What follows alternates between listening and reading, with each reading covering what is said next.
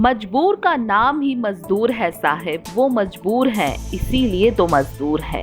कोई साइकिल पर, कोई पैदल, कोई कंधे पर, कोई माँ बच्चे को बैग बनाए घसीटते जा रही है, कोई विकलांग पापी पेट से मजबूर हो गए ये मजदूर। कोरोना काल के चलते मजदूरों को पलायन करना पड़ रहा है। आखिर क्यों? 2 रोटी के लिए। पर कोई रोटी तो इतनी बदनसीब है कि रोटी खाने से पहले ही मौत वाली तेज रफ्तार ट्रेन रोटी खाने से पहले इंसान को खा गई। उस मौत की गवाही ये रोटियां, ये कपड़े, ये पटरी चीख चीख कर दे रहे हैं। ये कोई एकमात्र हादसा नहीं, स्थिति कुछ भी हो, पिस्ता गरीब ही है। 16 मई की सुबह की तो बात है, कुछ मजदूर सोते सोते ही काल के काल में समा गए। यूपी के औरैया में एक भीषण सड़क हादसे ने कई परिवारों को ऐसा जख्म दिया जो शायद ही भरे। हादसा सुबह 4 बजे हुआ जब लगभग आधा भारत सो रहा था। हादसे में लगभग 25 लोगों ने अपनी जान गंवाई। फरीदाबाद और दिल्ली से अपने गंतव्य की ओर जा रही श्रमिकों की ट्रक 16 मई सुबह 3:30 बजे औरैया कोतवाली क्षेत्र के नेशनल हाईवे पर अनियंत्रित होकर अचानक पलट गई, जिसमें 25 मजदूरों की दब जाने से मौत हो गई, जबकि 38 मजदूर घायल हो गए। यूपी के सीएम योगी आदित्यनाथ ने सड़क दुर्घटना पर प्रवासी कामगारों और श्रमिकों की मृत्यु पर गहरा शोक व्यक्त किया। हमारे देश में महामारी हो, कोई हादसा हो, कोई एक्सीडेंट हो, उस पर राजनीति ना हो, ऐसा तो हो ही नहीं सकता।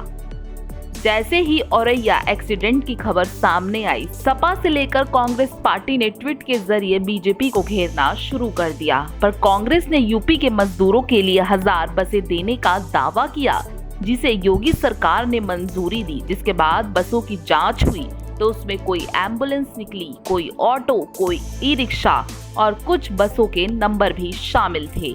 एक तरह से देश की सबसे पुरानी पार्टी कांग्रेस पार्टी ने मजदूरों की मदद करने के बहाने उनका मजाक बनाया। मजदूरों को लेकर राजनीति इस समय चरम पर है। दरअसल यह एक ऐसा मौका है जब विपक्षी पार्टियां हजारों मजदूरों में अपना भविष्य वोटर देख रही हैं। 2022 के विधानसभा चुनाव के लिए ये वोटर बड़े अहम साबित होने वाले हैं। जानकारी के मुताबिक यूपी में प्रवासी श्रमिकों और बाहर रहकर काम करने वाले वोटरों की संख्या लगभग 1 करोड़ के आसपास है और यह वोट आने वाले विधानसभा चुनाव के लिए बेहद अहम साबित हो सकते हैं। लिहाजा कांग्रेस इस मौके को कभी छोड़ना नहीं चाहती।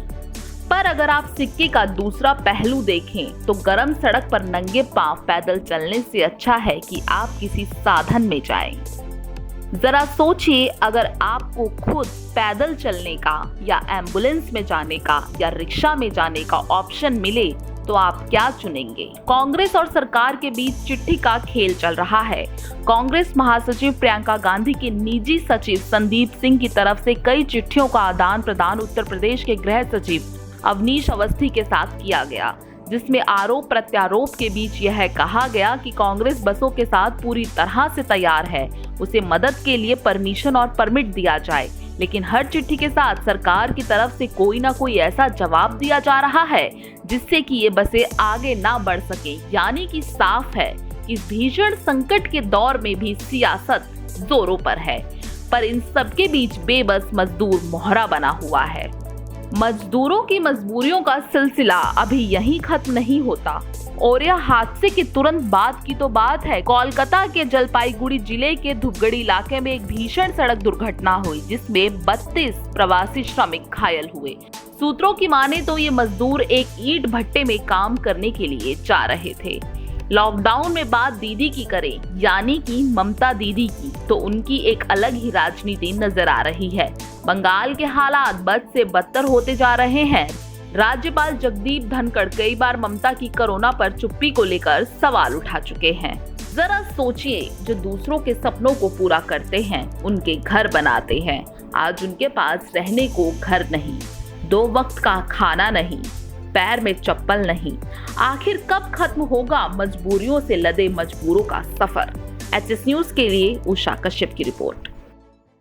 देश और दुनिया से जुड़ी सभी प्रमुख खबरों के लिए हमारे चैनल को सब्सक्राइब करें और लेटेस्ट वीडियो पाने के लिए बेल आइकन को जरूर दबाएं। साथ ही हमारे वीडियो को लाइक और शेयर करना ना भूलें।